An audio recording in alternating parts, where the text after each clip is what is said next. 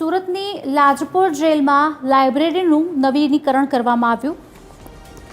લાઇબ્રેરીમાં રાખવામાં આવ્યા અંદાજિત 18,000 પુસ્તક। બંદીવાનો માટે ઊભી કરવામાં આવી છે લાઇબ્રેરી। અલગ અલગ સંસ્થાઓ દ્વારા પુસ્તકો ડોનેટ કરવામાં આવ્યા। દર મહિને 2,200 જેટલા પુસ્તકો ઇસ્યુ કરવામાં આવે છે। જે લોકોને વાંચતા નથી આવડતું તેમના માટે ઓડિયો લાઇબ્રેરી પણ રખાઈ છે। દરેક બંદીવાન કયા પુસ્તક વાંચે છે તેનો ટ્રેક રેકોર્ડ પણ રાખવામાં આવે છે। પુસ્તક વાંચવાથી બંદીવાનોમાં પરિવર્તન પણ આવ્યું છે। આ ઉપરાંત બીજી અન્ય લેંગ્વેજોમાં પણ પુસ્તકો અવેલેબલ છે અને તમામ પુસ્તકોનો અમારી પાસે રેકોર્ડ હોય છે। કેદીઓ પણ કયા પ્રકારના પુસ્તકો વાંચે છે તરત દરેક બુક્સ ફિલ્ટર થયેલી હોય છે અને એ કયા પ્રકારનું વાંચન કરે છે એ પણ અમે ટ્રેક રેકોર્ડ રાખતા હોઈએ છીએ। સર, કેટલો બદલાવ આવી ગયો છે પુસ્તક વાંચવાથી કેદીઓના મનમાં, સ્વભાવમાં?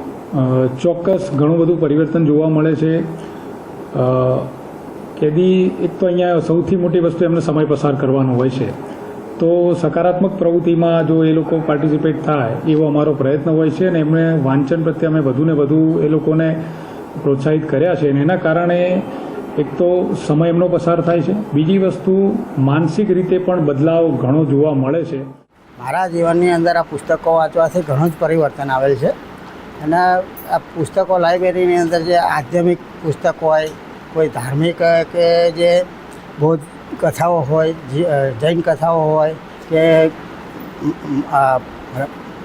રામાયણ હોય અથવા તો ભાગવદ્ ગીતા હોય, તો આવા અમે જે પુસ્તકો વાંચીએ છીએ, અમુક બીજા પણ પુસ્તકો વાંચીએ છીએ ઘણી સમય, તો પુસ્તકો વાંચવાથી અમને ઘણો મનની અંદર આનંદ થાય છે અને વધતા અમારું પરિવર્તન પણ અમને ઘણું બદલવા માટેનો વિચાર આવે છે કે ભાઈ જે અમારાથી ભૂલ થઈ ગઈ છે હવે ફરીથી જીવનની અંદર ક્યારેય ભૂલ થાય નહીં અને અમારાથી જે ભૂલ થઈ છે પણ બહાર પણ કોઈ આવી ભૂલ જીવનની અંદર કરે નહીં।